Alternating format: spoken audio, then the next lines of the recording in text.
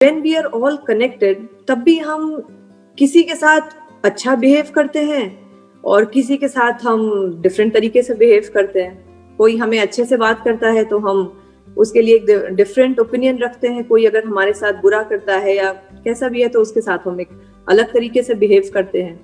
तो sir, sometimes I get confused कि when we are all connected why can't we behave and be the same with everybody.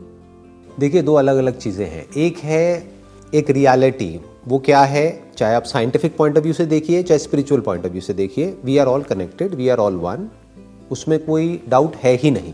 जैसे scientifically क्या बोलते हैं, we are all made up of that same energy, right. जो हमारे materials हैं वो सब सेम है, जिन मटेरियल्स के हम बने हैं, हमारी बॉडीज बनी है, that is a fact which can't be questioned. एक है बिहेवियर जिसकी आप बात कर रहे हो। बिहेवियर में इट इज इम्प्लाइड कि कोई दूसरा है, तो वहां पर क्या आ जाता है, वहां पे एक ट्रांजैक्शन आ जाती है। कोई बोलता नहीं है, but every relationship is a transaction of give and take. ये हर रिलेशनशिप के कुछ अनसेड रूल्स होते हैं।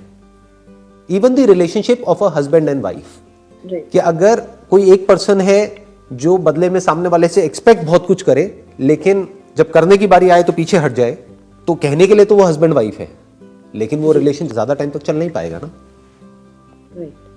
तो what I am saying is कि ये हमको सेंसिबली समझना होगा कि इस दुनिया में जो भी हमारा बिहेवियर होता है, that is influenced by this give and take equation, that's more of a transaction. जैसे एक बिजनेस की ट्रांजैक्शन होती है कि अगर मैंने आपको 100 रुपए दिया तो मैं बदले में एक्सपेक्ट कर रहा हूं कि मेरे को 100 रुपए की वैल्यू की कोई प्रोडक्ट या सर्विस मिली, तो दैट इज अ ट्रांजैक्शन। ऐसे ही एक ट्रांजैक्शन होती है फ्रेंड्स के बीच में, रिलेटिव्स के बीच में, सबके बीच में। और फ्रेंड्स का मतलब ये नहीं है कि फ्रेंड्स मैंने बोल दिया तो उसकी कोई सब कैटेगरीज नहीं है। फ्रेंड्स भी अलग अलग तरह के होते हैं। एक फ्रेंड होते हैं जो हमको पता है कि ये फ्रेंड है ही टाइम पास के लिए। फॉर एग्जाम्पल कि हमको पता है कि हम अपने काम से आए, बहुत स्ट्रेस्ड आउट है, अपनी लाइफ से स्ट्रेस्ड आउट हैं, अब हम वहाँ पे जा रहे हैं, हल्की फुल्की बातें कर रहे हैं, हंस रहे हैं, थोड़ा सा हमने टाइम स्पेंड किया, साथ में लंच किया, डिनर किया, वो अपने घर, हम अपने घर। अब वहाँ पे हम एक्सपेक्ट करने लग जाएं कि वो हमारे इमोशंस को क्यों नहीं समझ रहा, हमारी फीलिंग्स को क्यों नहीं समझ रहा, तो हम थोड़ा गड़बड़ कर रहे हैं। वो रिलेशनशिप अलग है, वो फ्रेंड्स अलग है। वो ज्यादातर स्कूल कॉलेज में बन जाते हैं। जो स्कूल कॉलेज की जो फ्रेंडशिप्स होती हैं, वहां पर एक इमोशनल एक अलग ही बॉन्ड होता है, क्योंकि हम साथ में ग्रो कर रहे होते हैं। उसके बाद में जब लोगों का अपना माइंड एक लेवल पे डेवलप हो जाता है, तो रिलेशनशिप अलग अलग तरह की होती है। फॉर एग्जाम्पल, आप ऑफिस में किसी के साथ में काम कर रहे हैं, तो वो भी कहने के लिए फ्रेंड है, बट एक्चुअल में वो आपका फ्रेंड नहीं है, वो आपका कलीग है। तो उसमें हमको मिक्स नहीं करना है कि वहां पे जाकर के हम अपने सारी बातें बता रहे हैं, फिर वो आगे बता रहे हैं, फिर हम कह रहे हैं देखो उसने मेरे साथ में क्या कर दिया।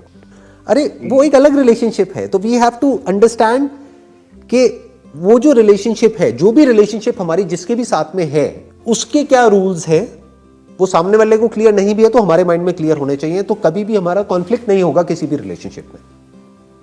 Very clear. तो कहने का मतलब है कि बिहेवियर हमारा अलग अलग होना चाहिए। Fundamentally we are all one. मैं और किसी जंगल में कोई मानो सांप है जहरीला, या कोई बहुत ही प्यारा सा कोई बर्ड है, मान लो कोई ग्रीन कलर का एक पैरेट है बड़ा ही प्यारा सा, या कोई पपी है छोटा सा, कहने के लिए हम चारों एक हैं, उसमें कोई डाउट नहीं है। We are all made up of nature. लेकिन मैं कोबरा के साथ उस तरह से बिहेव नहीं करूंगा जिस तरह से मैं उस पपी के साथ में बिहेव करूंगा। राइट। तो ये हमको देखना पड़ेगा कि बिहेवियर कहां पर कैसा रखना है।